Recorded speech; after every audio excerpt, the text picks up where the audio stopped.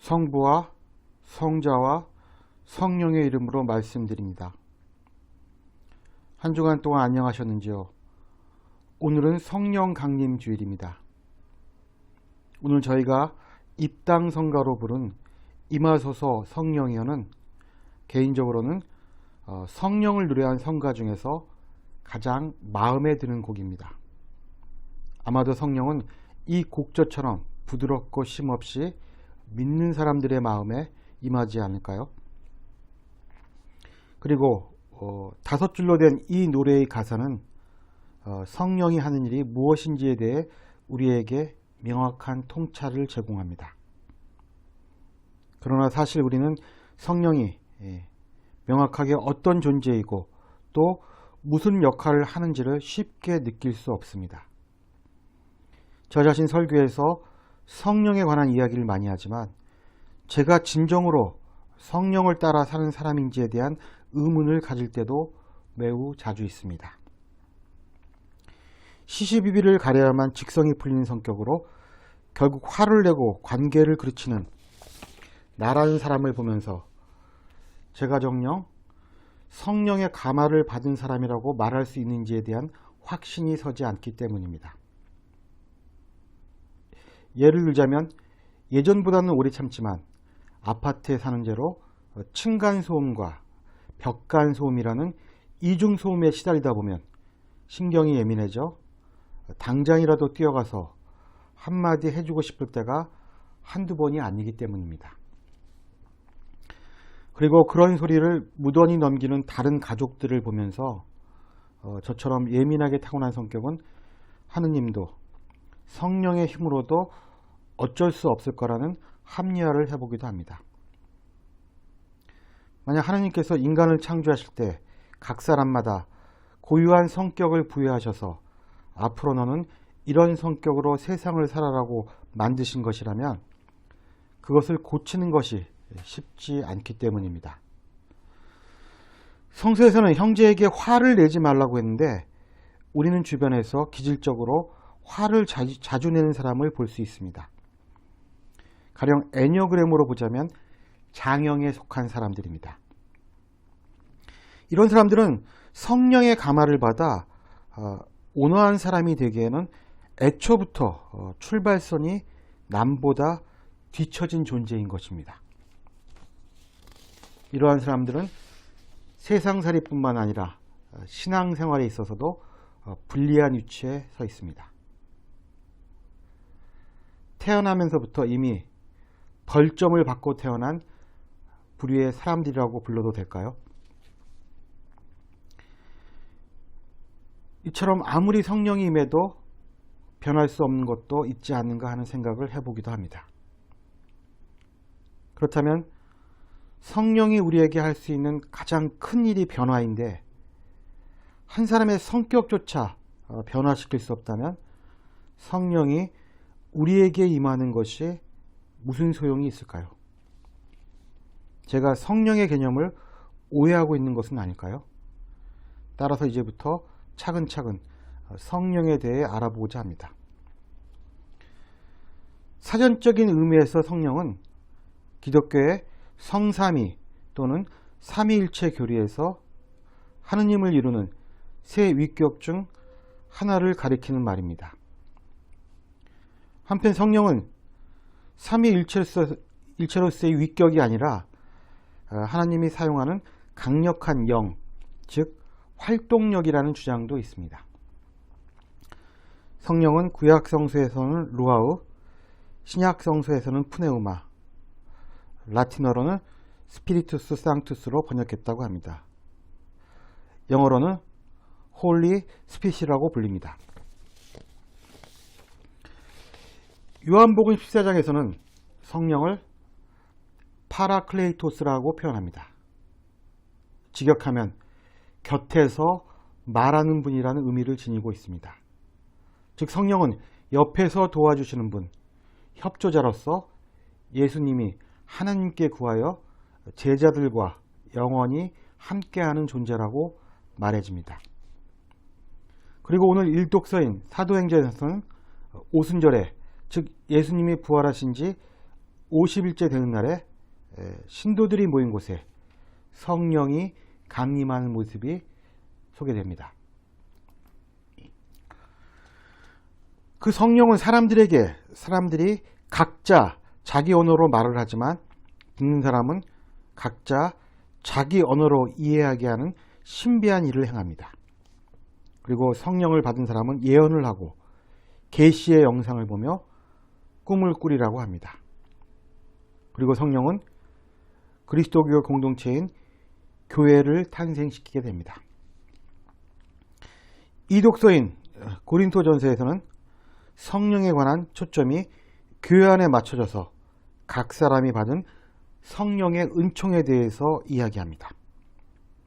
어떤 사람은 지혜의 말씀을, 또 어떤 사람은 지식의 말씀을, 믿음을, 병 고치는 능력을, 기적을 행하는 능력을, 방언을 하는 능력을, 그 언어를 해석하는 능력을 받았습니다.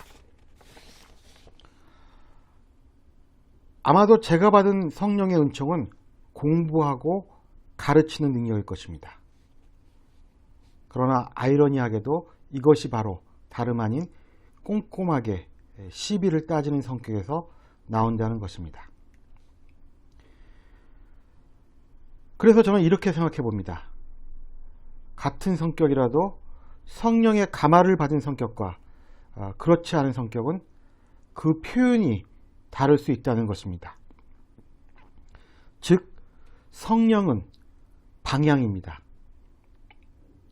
시시비비를 잘 따진 성격을 사람들과의 관계를 그르치는 데 사용하는 것이 아니라 학문을 연구해서 사람들을 가르치는 데 사용한다면, 즉 방향을 바꾼다면 그것이 바로 성령의 힘으로 살아간다는 말이 아닐까 생각해 봅니다. 왜냐하면 성령은 은총을 공동 이익을 위해 사용하시기를 바라기 때문입니다. 교우 여러분들께서 아시다시피 몇 달 전에 저희 교회가 있는 건물 1층에 새 음식점이 들어왔습니다. 지난번 가게 주인과는 달리 이번 주에는 저로 하여금 화가 나는 일을 많이 벌이는 편입니다. 가게의 잡동사니를 건물 현관으로 밀어놓고 심지어는 치우지도 않습니다. 반면 자신의 가게 앞은 화분으로 꽃단장을 해놓습니다. 한마디로 놀부심보입니다. 그래서 제가 좀 정리를 해달라고 부탁했지만 별 들은 척하지 않아 결국 건물주께 부탁했습니다. 시비를 가리고 싶은 마음이 솟구쳤지만 그냥 넘어갔습니다. 그러더니 설상가상으로 건물 현관 옆에 의자를 2개 두고 큰 깡통으로 잿더리를 만든 다음 자신이 그 의자에 앉아서 담배를 피우는 것이었습니다. 이제는 손님들도 현관 옆에 있는 의자에 앉아서 담배를 핍니다.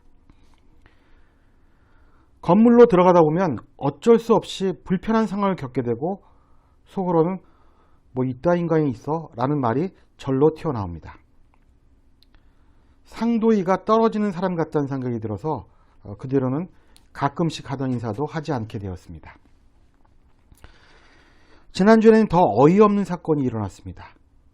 늦은 밤에 퇴근을 하려는데 건물의 아래층 층계에서 여성들의 소리가 요란하게 들렸습니다.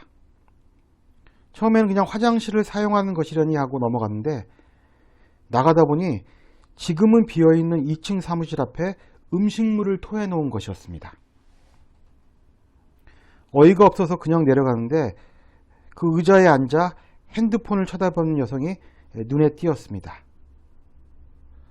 만취 상태로 눈이 풀려서 직감적으로 제가 이렇게 말했습니다. 아가씨가 저 위에 토해놓은 것입니까? 여성은 창피했던지 아니라고 했습니다. 그때 옆에 있던 가게 주인이 무슨 일이냐고 대화에 끼어들었습니다. 저는 자초지정을 말했더니 자기 손님인 것처럼 대답했습니다. 그래서 저는 당연히 치웠겠거니 하고 생각했습니다. 그런데 다음날 출근을 하니 토사물이 여전히 그대로 있었습니다. 그래서 건물주에게 자초지종을 얘기하고 좀 치워달라고 했더니 다시 전화가 왔습니다.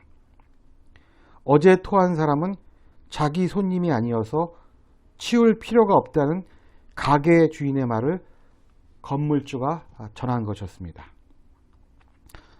저는 가게 주인이 정말 대단한 사람이라고 생각했고, 그날 상담 오시는 방문객들의 눈에 띄지 않게 깨끗한 A4지를 토사물 위에 덮는 걸로 임시 방편을 마련했습니다. 정말 마음속에서 시비를 가리고 싶은 마음이 불같이 솟구쳐 올랐지만 그런다고 변할 사람도 아닌 것 같아 다시 한번 건물주에게 뒤처리를 부탁하는 것으로 일을 끝내고 말았습니다. 이웃이 어찌되었건 손님에게만 잘하면 된다는 음식점 주인의 생각은 틀릴 수 있습니다. 왜냐하면 그런 사람들이 결국 손님에게도 못하기 때문입니다. 그게 인지상정이고 하나님의 섭리이기 때문입니다. 이제 제가 시시비비를 촘촘하게 가리던 과거보다는 좀 더 성령의 인도를 따라 살아가는 삶이 된 건가요? 좀 더 온화해진 건가요? 전 여러분과 함께 성령의 뜻을 따라 산다는 것이 무엇일까를 나눠보고자 제 얘기를 예로 들게 되었습니다.